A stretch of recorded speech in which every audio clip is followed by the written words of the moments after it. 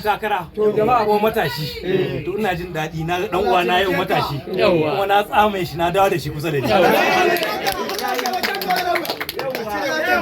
Allahu Akbar. Ina wuta.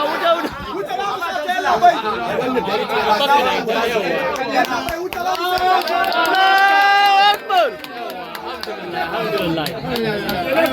Wallahi dallahi har mutu ba zan fasa ban duje addu'a ba. Alhamdulillah. Allah ya wa duje albarka.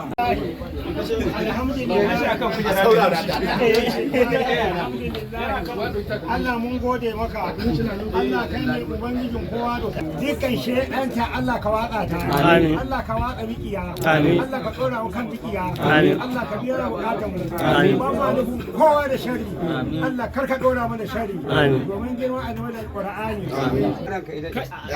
Kai daɗe dama sun tuni tsawon shekaru da aka taho ni dan wannan gida ne da gida memba ni ne founder na ƙungiyar Sattawa One Voice for Honorable Sale Ahmad Bari kuma har yanzu tana existing ina ɗaya da ni ne organizing secretary da tambayin labor mobilization duk taho wannan da aka yi da ni aka duk cikun da aka yi dama a cikin wannan tsari ne na ji daɗi kuma na san dama wannan tafiya ce ta martaba kuma gashi an zo har gida na dalli sabida ni a wancan gida ni ne director mobilization na Jamhuriyar Foundation kuma ina ɗaya daga cikin lamba ɗaya na PA Kamil Ibrahim kuma ka ban shi na Kamil Ibrahim so ina ganin wannan abin da aka zo wannan daraja ta ce an ƙara min daraja a siyasance amma ƙarin darajar da an zo an martaba mahaifina na ji daɗi wanda wancan bangare ba su yi haka ba kawo iyansu so na ji daɗi kwarai da gaske na gama karatuna na digiri a kan fannin special education kuma har yanzu ina neman aiki sannan ba da bayan haka tambayar da nake so ne ma ke da jar hula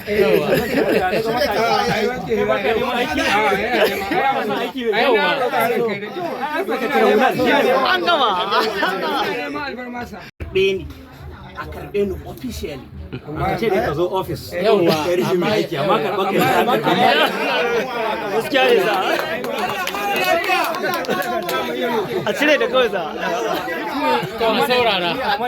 a saurara na dan takara ko matashi to ina jin daɗi na dan uwa na yau matashi kuma na tsame shi na dawo da shi kusa da ni. Allahu Akbar. Ina wuta.